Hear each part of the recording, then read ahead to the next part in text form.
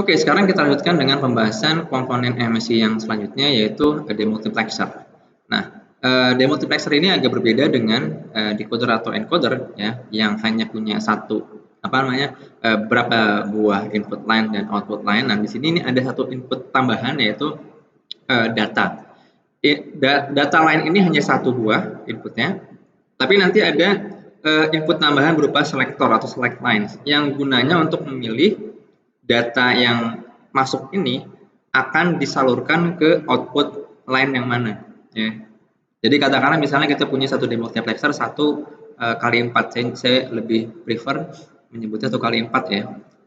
Nah, di sini ada satu line data ya. Datanya satu line, dan karena ini outputnya ada 4 line ya, 4 output, maka kita butuh selektor sejumlah 2 gitu ya, representasinya untuk seperti di decoder gitu ya, jadi 2 bit. Oke, jadi n buah select line akan menghasilkan 2 pangkat n output line. Nah, fungsinya apa? Jadi kita bayangkan misalnya data ini, kita punya data ya, lalu data ini ingin kita simpan di sebuah tempat gitu ya, satu lokasi tertentu. Nah, fungsinya select line ini adalah kita ingin menentukan data ini akan disimpan di alamat mana sih, atau tempat mana sih gitu ya. Atau mungkin kalau contoh yang lainnya bisa jadi ini diibaratkan seperti apa ya? Misalnya dalam production line gitu ya. Jadi kadang-kadang kalau pernah melihat ya, ada banyak barang yang nanti harus komponen-komponen yang nanti perlu disalurkan ke proses selanjutnya gitu ya.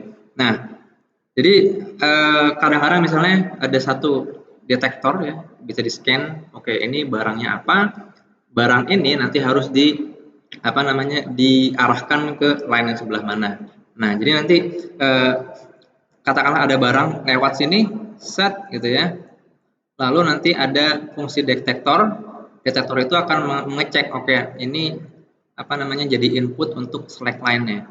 Katakanlah misalnya komponen A ya, itu akan dikirimkan ke output yang 0. Lalu komponen B akan masuk ke jalur yang 1 dan seterusnya. Atau mungkin kalau di bandara ya, bagasi juga itu kadang-kadang kita perlu yang kalau mau bandara yang lebih kompleks ya dan canggih ya sistemnya, manajemen bagasinya itu nggak perlu orang lagi gitu. Jadi misalnya ada pesawat tujuan kemana gitu ya, transit lewat sebuah bandara, itu nanti secara otomatis dilihat barcode-nya ya, langsung bisa diarahkan, oke, untuk bagasi tujuan ke mungkin bandara A gitu ya, akan dialihkan atau diarahkan ke belt gitu ya, conveyor belt nomor 0, 1, 2, 3 dan seterusnya. Jadi kurang lebih seperti itu, dan pemanfaatan demultiplexer ini ya, ini biasanya untuk mengarahkan data ya. Nah, sekarang kita lihat truth table-nya ini sesuai dengan select. Jadi yang dilihat adalah selektornya ya. Jadi input selektor 00, maka kita akan menjumpai data itu akan dikeluarkan di output Y0. Untuk input 01, selektor 01, maka datanya akan diarahkan ke Y1 dan seterusnya.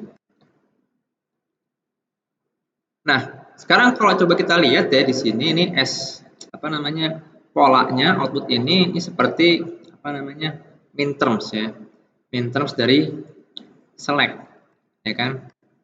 Nah, jadi kalau misalnya kita ingat lagi ya tentang decoder juga seperti itu. Jadi kita punya input ya, untuk 2 input maka kita akan punya 4 output ya, dan outputnya adalah min terms-nya ya, untuk masing-masing output line. Nah, ini kurang lebih juga sama, dan tambah dengan enable. Jadi enable-nya itu adalah datanya. Nah, jadi khusus untuk data yang sebetulnya dalam prakteknya datanya itu bisa lebih dari 1 bit ya. Cuma kalau untuk data 1 bit ya, ini bisa kita anggap D ini sebagai enable-nya gitu. Jadi untuk selektor tertentu gitu ya.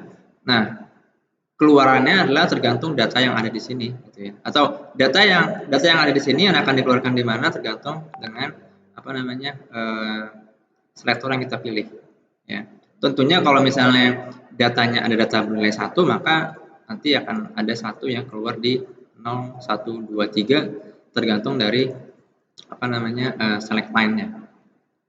Oke, nah mungkin saya sedikit ingin menunjukkan juga di Logisim bagaimana cara kerja demultiplexer. Nah, contohnya misalnya kita punya satu data input. Nah, seperti yang saya sebutkan ya, ini demultiplexer. Demultiplexer ini ada option di sini ya. Kita bisa pilih select bits-nya ada berapa, ada 2 ya. Contohnya di sini 2. Jadi artinya ini selektornya, bit selektor, ada 2 bit, keluarnya berarti nanti ada 4. Ada 4 output. Kalau misalnya saya buat yang lain, misalnya select bitnya ini 1 ya. Kalau 1 bit berarti nanti ada 2 keluaran. Kalau tambah lagi misalnya 3, berarti nanti ada 8 keluaran gitu ya. Dan ini juga perlu dikasih selektor bitnya ada 3 bit gitu. Ini nggak bisa karena nggak match karena cuma 1. Nah, sekarang inputnya itu bisa lebih dari 1 bit ya. Katakanlah 4 ya. Kalau 4 berarti nanti ya harus konsisten. Outputnya juga 4 bit ya. Kalau enggak nanti bakal error ya, ada komplain ya. Nggak match. Nah, lalu nanti kita punya, nah ini kebetulan sudah ada ya, jadi input datanya adalah 0110. Nah, data yang masuk ke demultiplexer ini kita ingin arahkan ke line mana gitu ya. Ini tergantung dari bagaimana kita mengaturnya di select line. Nah, contohnya di sini karena select line-nya 00 yang by default ya, berarti dia akan masuk ke output nomor yang 0 ya. Tapi kalau kita ganti jadi 01, maka dia akan diarahkan ke output 1. Jika inputnya select line-nya 10, maka diarahkan ke input 2. Jika 11, maka akan dikeluarkan ke output nomor 3. Oke, nah jadi itu kurang lebih ya cara kerja demultiplexer. Sekarang kita break dulu, kita lanjutkan lagi dengan pembahasan komponen yang terakhir yaitu multiplexer. Okay, see you then in the next video.